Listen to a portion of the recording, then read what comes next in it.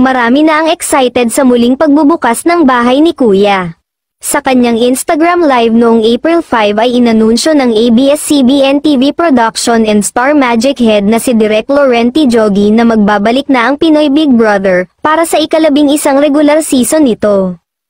Sa naganap naman na finale MediaCon ng Can't Buy Me Love ay nakapanayam ang isa sa mga host ng nasabing reality show na si Robby Domingo, na nagsilbing host ng naganap na MediaCon.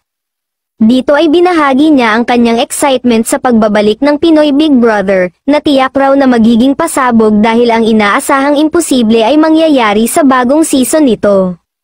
Hindi direktang masagot ni Robby kung may kinalaman ba ito sa napapabalitang bagong bahay ni Kuya, ang Kapuso Network.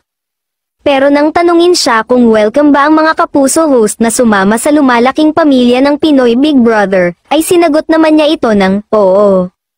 Sa June na mapapanood ang Pinoy Big Brother, Season 11 at sa April 27-28 naman magsisimula ang Star Hunt auditions kung saan kukunin ang mga susunod na housemates, idol trainees, at Star Magic artists.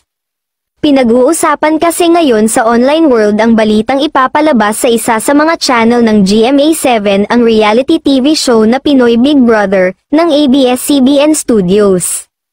Ngayon pa lang nga ay marami na ang excited sa muling pagbubukas ng bahay ni Kuya at ayon sa source ay ito ang simula ng bagong era ng kapamilya reality show lalo't malapit na itong magdiwang ng 20th anniversary.